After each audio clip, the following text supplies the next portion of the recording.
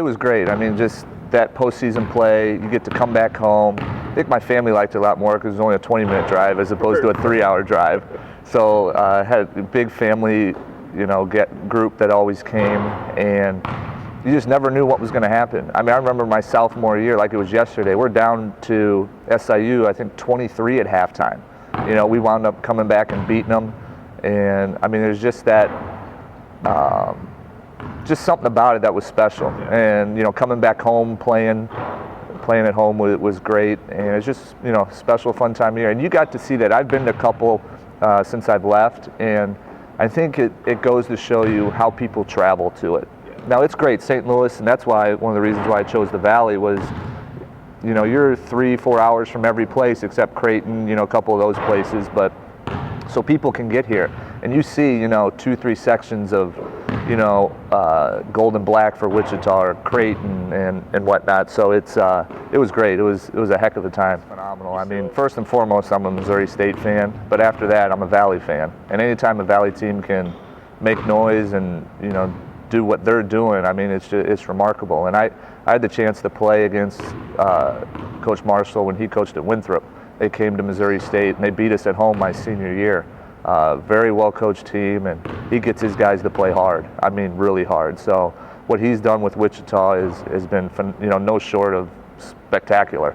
So it'd be nice to get a few more teams up there. Like when I was there, there were times we had 3-4 ranked teams in the Valley. So they're definitely setting the bar high for a lot of other teams in our conference. I can't say enough about that place. The one thing I tell people now, I'm a huge country music fan, and once they built that place, all of a sudden all these big name country people are going there, and they would never come to Hammond Student Center. So the facility is unreal. I told the guys a few years ago, or I think it was last year when I went back, Coach Lusk gave me the opportunity to speak to him, and I told him it's nicer than 80% NBA locker rooms I've been in, and that just having that type of resource to use and that arena to play in, I mean, it's really nice. I was playing in Bismarck, North Dakota, the coldest place in America, hands down. I don't care what anybody says. And it was the one day I didn't bring my phone to practice, and my agent had been talking to me for the past few weeks. I've been playing really well, so I knew something may happen, but you just never really know. And I remember talking to my coach right before we went into the locker room. Practice had just ended, and our general manager, Tom Wagner, who's actually now over at Lindenwood, and he said, "Hey, Coach wants to talk to you." So I just talked to him like 2 seconds ago. He says, "No, he needs to talk to you."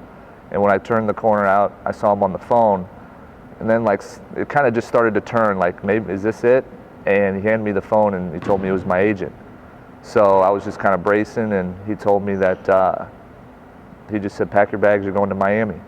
And that was, at that time, it was the best day of my life. And I just remember breaking down, crying. I mean, all the things that people told me I couldn't do when I was a kid, couldn't do at every level.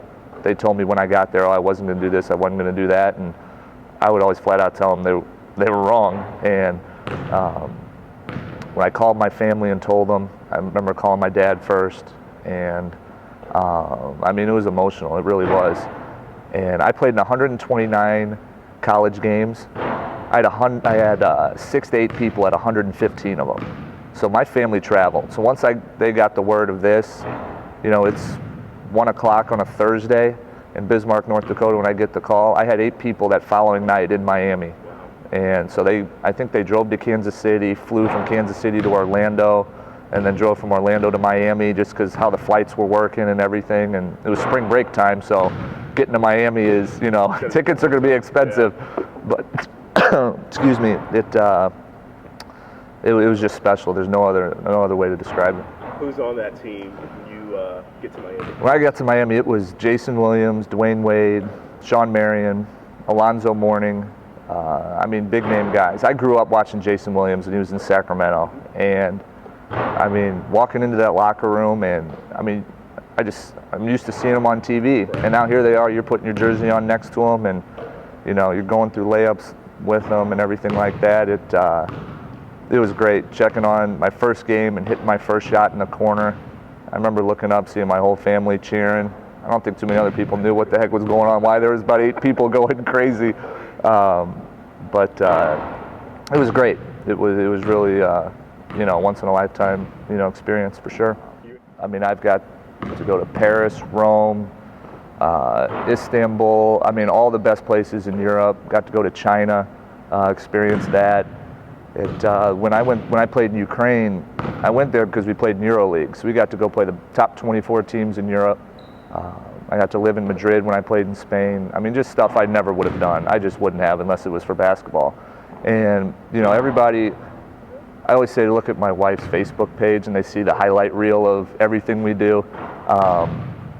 You know, but they don't see the 2-3 day practices. And then the last time I was in Ukraine, them and Russia are pretty much at war with each other. Well, they are at war. And there was over 100 people murdered right outside our back window.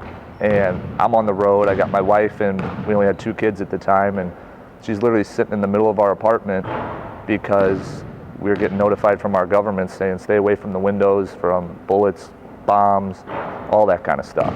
So everybody always says you live the dream, which you do. I mean, you get to do a lot of stuff that most people wouldn't, but there's also other parts.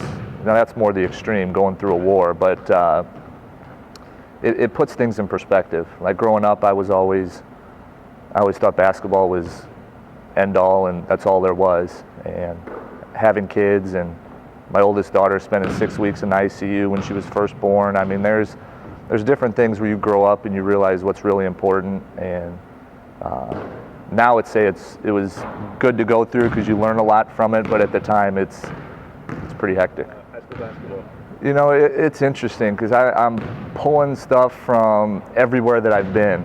I mean, I got a little office downstairs at my house where, I mean, I've kept my scouting reports from Missouri State and, well, SMS my first 2 years. So, I mean, I could tell you our scouting report against Northern Iowa in the middle of February my freshman year. I knew eventually I was going to coach. I wanted to stay in basketball. So I'm going back looking at all this stuff from all the places I've been and trying to, you know, cater it towards my team. And I'm a guard, so I feel we're going to be we're going to play an up-tempo style for sure. I don't play in half court and keeping a low-scoring game. That nobody wants to watch that. I don't want to coach that. I want to get up and down. I want to score some points, and kids want to do that. I mean, they want to play that fun style of basketball. So, you know, I think we'll enjoy it. So I'm guessing they'll be pretty good at shooting free throws. They better be. They better be. You know, that makes my job a lot easier when they make free throws. Yeah. And I think all kids talk about, you know, everybody's like, oh, I want to score more points, I want to do this, I want to do that. I tell them, well, what do you shoot from the line? You know, they may say, I don't know, 70%, 80%. And they're free points. You know, it's the difference. All the best players in the world, you look at the Durants, Steph Curry, James Harden, you know, Kobe Bryant, all those guys got to the line a lot and they made their free throws. So it wins and loses games from the high school level all the way up to 2 years ago. Manu Ginobili and Kawhi Leonard both missed, they both went 1 for 2 from the free throw line against Miami. Ray Allen hits a corner 3, they win that game, and they wound up winning 2 in a row. So it's amazing. Even at the high school level all the way up to the best players in the world, games are won and lost at the free throw line.